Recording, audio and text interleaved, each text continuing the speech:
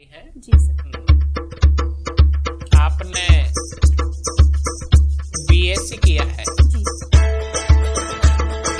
सीपीजेड जी और फिर आपने SS Jain Subodh girls PG college से एमएससी किया बॉटनी में। Yes sir. बीएससी किया फिर एमएससी किया बॉटनी में। जी 2020 में बिल्कुल आप तो अभी कर ही रही हैं। प्रशासन में जाने का कब सोचा था आपने? सर ड्यूरिंग माय ग्रेजुएशन जब मैं सेकेंड ईयर में थी तो सर उस वक्त 2015 में यूपीएससी के रिजल्ट्स डिक्लेयर हुए थे अच्छा। और उस वक्त सर टीना डाबी जी ने टॉप किया था। हाँ हाँ। तो उस वक्त मैंने डिसाइड किया कि मुझे भी सिविल सर्विसेज में जाना है। तो आपको प्रशासन की ओर मोड़ने वाली टीना डाबी है, जी उन्हें आप आदर्श मानती हो? जी सर, सिविल सर्विसेज में आने के लिए वो मेरी इंस्पिरेशन है। वो सिविल सर्विस में आपकी आदर्श है, तो सिविल सर्विस के अलावा आप और कहीं किन्हीं दो महिलाओं के नाम बताइए जो जिन्हें आप आदर्श मानती हैं। सर मेरी निजी जिंदगी में सबसे पहली और सबसे बड़ी जो मेरी आदर्श है वो है डॉक्टर अरुणिमा सिन्हा। अच्छा। ये इंडिया की पहली दिव्यांग जो माउंटेनियर हैं जिन्होंने माउंट एवरेस्ट के साथ साथ जो 7 कॉन्टिनेंट्स हैं उनकी सभी की जो चढ़ाई है वो कंप्लीट की है। इनके अलावा एक और? सर इसके अलावा ये अरुणा कहाँ की रहने वाली है? सर ये वैसे तो मध्य प्रदेश की हैं बेसिकली। और ये दिव्यांग हैं जी किस कौन से हाथ से या पैर से? सर पैर से। पैर से। पैर से दिव्यांग हैं जी और चुनौतीपूर्ण उन्होंने कार्य हाथ में ले लिया। जी तो ऐसी शक्ति कहां से आई प्रकृति को हराने की? अर्थात ईश्वर के साथ में या तो उन्होंने बैलेंस बनाया है या फिर एक चुनौती जो होती है स्वीकार की। आपके जीवन में कोई घटनाएं घटी है कभी इस तरह की कि जिससे आपको लगा कि मैं जीवन, हाँ कोई घटना घटी और मैंने मेरे जीवन को बदलने में जी वहां पर कुछ सोचा था? सर जब मैं अपने 12th स्टैंडर्ड में थी तो मैंने बायोलॉजी ऑप्ट किया था। अच्छा। उस वक्त मेरा ड्रीम था कि मुझे एमबीबीएस करनी है और डॉक्टर बनना है। लेकिन सर अनफॉर्चुनेटली मेरा वो सपना पूरा नहीं हो सका। I was very shattered. मतलब मेरे अंदर हिम्मत नहीं थी कि मैं आगे कुछ और सोच सकूं। लेकिन फिर मैंने हिम्मत जुटाई और उस चुनौती का सामना किया और फिर सिविल सर्विसेज की ओर मैंने अपना पूरा फोकस किया। आज आप क्या मानती हो, जैसे मान लीजिए आप एसडीएम बन जाती हो, कहीं कोई टीस तो नहीं रहेगी डॉक्टर की? No sir, with very much focus. और एक बार जब मैंने डिसाइड कर लिया तो फिर पूरी डिटर्मिनेशन के साथ यही सोचा। कैसे ललकारा उसको कि नहीं अब डॉक्टर नहीं, अब कुछ और जी उससे बड़ा, उससे छोटा नहीं, क्योंकि वहां भी सेवा है और यहाँ भी सेवा है। यस मुझे दोनों की थोड़ी सेवा में अंतर बता दीजिए कि आरएस में जाकर, आईएएस में जाकर आप किस प्रकार से सेवा दे सकती हैं और मेडिकल में रह करके किस प्रकार से सेवाएं देती? सर, जो डॉक्टर होता है वो भी जन सेवा के लिए और भगवान के रूप में पूजा जाता है। उसी प्रकार से एक जो एडमिनिस्ट्रेटर होता है, प्रशासनिक अधिकारी, वो भी जन सेवा को ही अपना जो सबसे बड़ा धर्म मानता है। तो सर यदि मुझे दोनों ही फील्ड्स में एक सिमिलैरिटी दिखी कि मुझे डायरेक्ट जनता के साथ जो जुड़ाव है और जो मैं इंटेंशनली करना चाह रही थी उसी फील्ड में मैं रहूंगी यदि मैं प्रशासन में आती हूँ। इसलिए मैंने सोचा कि ये जो है मुझे जरूर करना चाहिए। अच्छा, जब आपने ये सोच लिया था सीनियर में, फिर बीएससी की, जी तो बॉटनी आपने किस लिए रखा? क्या सिविल सर्विस में आप आईएएस का एक पेपर के लिए बॉटनी रखना चाह रही हो या क्या करोगे? नो सर, सर बॉटनी में मेरा इंटरेस्ट था, प्लांट्स में। और इसके अलावा सर मेरे जो पिताजी हैं वो एग्रीकल्चर फील्ड से हैं, तो मुझे लगा कि उनका गाइडेंस भी मुझे मिलता रहेगा। इसलिए आपका मोह छूटा नहीं वहां से कि आप बॉटनी लेती गई और प्लांट्स के प्रति आपका स्नेह रहा। जी सर। बोनजाई के जो पेड़ होते हैं, बोनजाई किसे कहते हैं? सर बोनजाई एक आर्टिफिशियल प्लांट की तरह ही होता है। ये घरों में गुड लक वगैरह के लिए रखा जाता है। बेसिकली तो सर ये चाइनीज जो संस्कृति है वहां से आया है।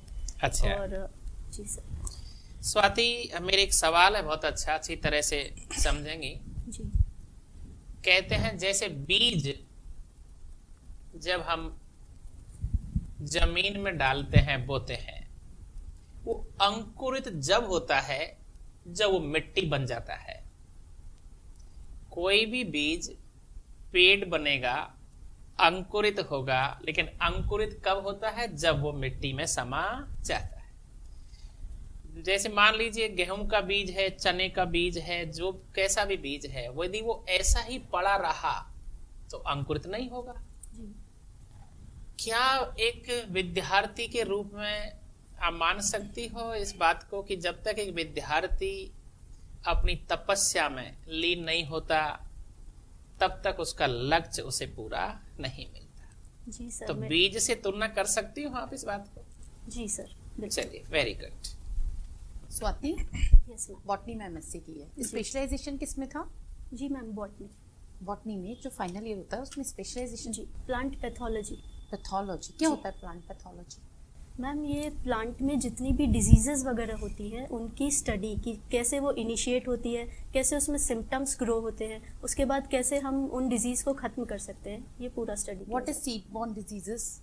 सीड बॉर्न डिजीज मैम, बीज में जितने भी, जैसे कोई वायरस अटैक हो गया या कोई बैक्टीरियल डिजीज अगर ग्रो हो जाती है तो उन सभी को हम सीड बॉर्न डिजीजेस कहते हैं, जिसमें डायरेक्ट जो अफेक्ट होता है वो बीज पर होता है। अच्छा स्वाति, जो हार्मोन हाइट बढ़ाने के लिए प्लांट्स में रिस्पॉन्सिबल है उसका क्या नाम है? मैम, कुछ हार्मोन्स होते हैं जैसे कि ऑक्सिन, जिब्रेलिन, साइटोकाइनिन, लेकिन मेनली जो होता है इसमें ऑक्सिन रिस्पॉन्सिबल होता है for stem growth. Sure? Yes ma'am. Gibberellin नहीं होता हाइट के लिए? मैम, जैसा कि मैं रिकॉल कर पा रही हूँ, इट्स ऑक्सिन। चलिए, एंजियोस्पर्म और जिम्नोस्पर्म में बेसिक डिफरेंस क्या है? मैम, ये सीड बियरिंग जो प्लांट्स होते हैं, लेकिन उसमें जो फ्रूट या ओवरी जो डेवलप नहीं हो पाती है उन्हें जिम्नोस्पर्म्स में रखा जाता है, लेकिन जब उनमें ओवरी का डेवलपमेंट हो जाता है या एक कवरिंग जो फ्रूट की फॉर्म में आगे जाकर बनता है तो उसे फिर एंजियोस्पर्म्स में रखा जाता है। Tell me the botanical name of neem. Ma'am, it's Azadirachta indica. Mango? Mangifera indica. Babul? It's Acacia nilotica. Acacia की कोई और वैरायटी? Sorry ma'am. अच्छा, एक बात बताइए, बहुत सारी कंट्रीज में सेक्स एजुकेशन को एजुकेशन में जगह दी गई है जी। इंडिया में क्यों नहीं दी जा रही? जी मैम, मैं इस बात से सहमत नहीं हूँ। मुझे लगता है कि अब धीरे धीरे ऐसे प्रयास किए जा रहे हैं कि स्कूल लेवल पे भी और ये हायर एजुकेशन में भी जो है सेक्स एजुकेशन के बारे में बच्चों को इसके बारे में पढ़ाया जा रहा है और उन्हें सिखाया जा रहा है। कितना सही है? मतलब हमें देनी चाहिए इतनी कम एज में बच्चे को सेक्स की एजुकेशन देनी चाहिए या नहीं देनी चाहिए? बिकॉज ऑलरेडी बहुत सारी चीजें अवेलेबल हैं जो बच्चे खुद गूगल से सीख रहे हैं, जिससे उनका जो बचपन है वो खत्म हो रहा है समय से पहले। तो सेक्स एजुकेशन भी ऐसे में अगर हम देने लग जाएंगे तो बच्चा तो बिल्कुल हर चीज से एक्सपोज है। तो ये कितने % सही है सेक्स एजुकेशन को देना और नहीं देना? आपका क्या कहना है इसमें? मैम, मेरी राय में तो ये बिल्कुल ठीक है और इसके कुछ रीजंस हैं। वो ये कि मैम, जैसे आज के टाइम पे जो सबसे बड़ी चुनौती हमारे सामने है वो है महिला सुरक्षा की। तो इसके लिए जो छोटी बच्चियां हैं, हम देख रहे हैं कि सबसे ज़्यादा जो अपराध हैं वो भी उन्हीं के साथ हो रहे हैं। तो उन्हें गुड टच, बैड टच, ऐसी जो चीज़ें हैं उनके बारे में बताना ज़रूरी है, ताकि वो अभी से अपने बारे में, यदि उनके साथ ऐसा कोई गलत व्यवहार होता है तो उसके बारे में आवाज़ उठा सकें, अपनी फैमिली को, अपने पेरेंट्स को बता सकें। अगर आप SDM बनती हैं तो आपके एरिया में यौन अपराध जो हो रहे हैं उनको रोकने के लिए क्या 2 कदम उठाएंगी? जी मैम, सबसे पहले तो मैं जो भी मेरा क्षेत्राधिकार का जो एरिया है उसमें जितने भी उच्चस्थ अधिकारी हैं उन सभी को एक विजिलेंस ऐप के माध्यम से कनेक्ट करूँगी, जिसमें मेरा साइंस का जो नॉलेज है वो भी काम आ जाएगा। और उसके माध्यम से यदि मेरे क्षेत्राधिकार में उस एरिया में कोई भी ऐसी घटना होती है तो एक पैनिक बटन की तरह वो काम करेगा और उसके बारे में जो इन्फॉर्मेशन है वो सबसे पहले सभी के पास पहुंच जाएगी और उस पर तुरंत एक्शन लिया जा सकेगा, जो कि सबसे ज़्यादा ज़रूरी है आज के टाइम पे। और इसके अलावा दूसरा काम मैम, महिलाओं में आत्मविश्वास की बहुत ज़्यादा कमी है जैसा मैं देखती हूँ, तो वो डेवलप करने की मैं पूरी कोशिश करूँगी। ऐसे कुछ कैंप्स या फिर स्कूलों में जाके रेगुलर विजिट्स करना, इसके माध्यम से जो है उनमें आत्मविश्वास पैदा करने की मैं कोशिश करूँगी। बहुत बढ़िया, वेरी गुड। नोबेल प्राइज के बारे में जानती हैं आप? जी सर। कितने फील्ड में दिया जाता है? सर, जैसा कि मैं रिकॉल कर पा रही हूँ, ये मेडिसिन, केमिस्ट्री, फिजिक्स इकोनॉमिक्स और इंग्लिश लिटरेचर में दिया जाता है। अच्छा, अभी आपने न्यूज़पेपर देखा होगा, जी ठीक है, कहाँ पे नक्सली हमला हुआ है, हमारे किस स्टेट में? सर, छत्तीसगढ़ में। छत्तीसगढ़ में हुआ है। ये नक्सलवाद क्या है, इसके बारे में बताएंगे? सर, नक्सलवाद एक ऐसी समस्या है जिसमें कुछ उस पर्टिकुलर रीजन के जो भी कुछ लोकल जो लोग हैं उनके द्वारा ही ऐसे ग्रुप्स बना लिए गए हैं कि वो जो एंटी गवर्नमेंट एक्टिविटीज़ में इन्वॉल्व हो गए हैं और वो चाहते हैं कि उनकी जो मांगे हैं वो उनको पूरा किया जाए और उनके जो एरिया है उसमें किसी और का या सरकार का कोई एनक्रोचमेंट ना हो। ठीक है। अच्छा, ये बताइए कि जैसे इंडिया में ये ज़्यादातर देखा गया है कि बच्चों में साइंस के प्रति रुझान कम है, ठीक है, साइंस के प्रति रुझान कम है, तो उसको प्रोत्साहित करने के लिए कोई योजना चलाई जा रही है, जैसे विज्ञान केंद्र स्थापित करने के बारे में, ऐसा कुछ?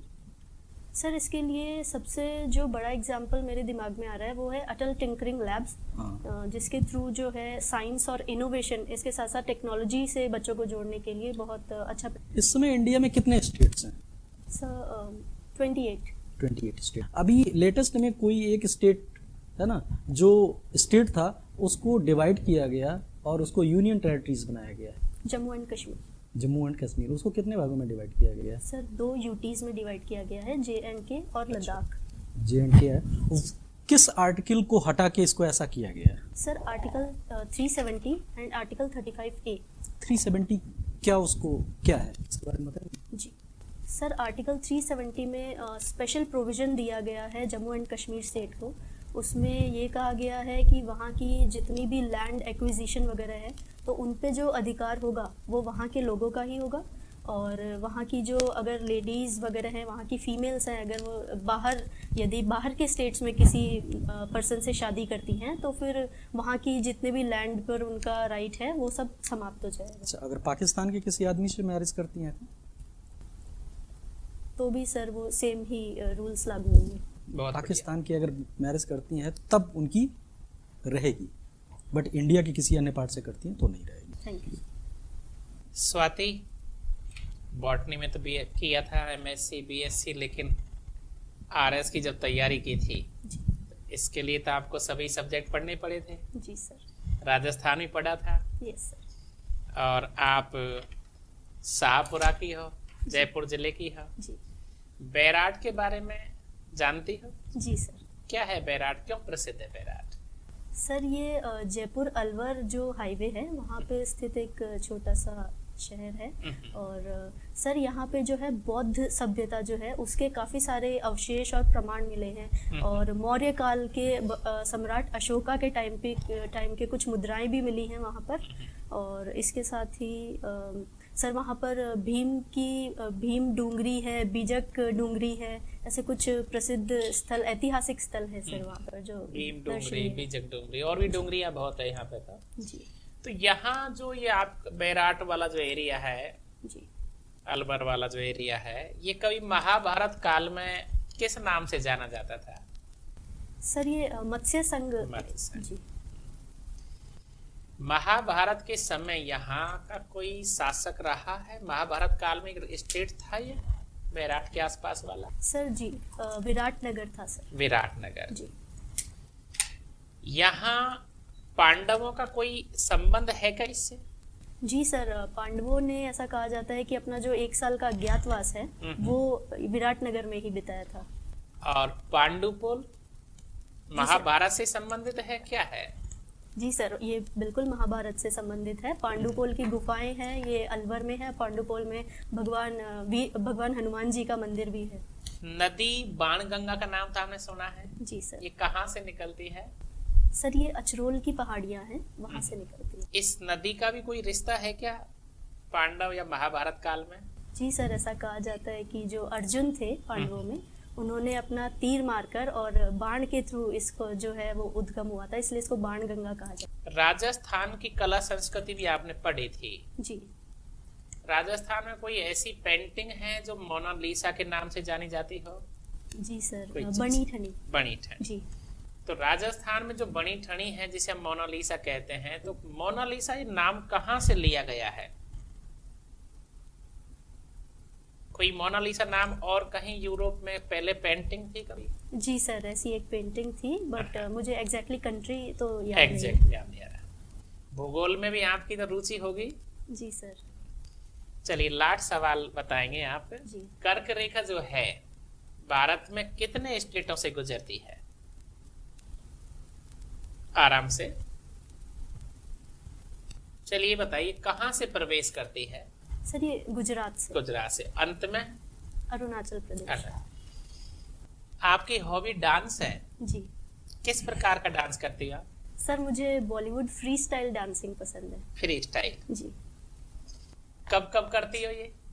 सर मैंने इंट्रा कॉलेज और इंटर कॉलेज भी अपने कॉलेज को जो है इसमें रिप्रेजेंट किया है। किया हुआ है। जी। हॉबी का मतलब है कि जब भी आपका समय मिलता है तब करती हो, तो कभी अपने कमरे पे भी कर लेती हो? जी सर। जब मन कर रहा है तभी कर लेती हो। कौन से गाने चलाती हो आप?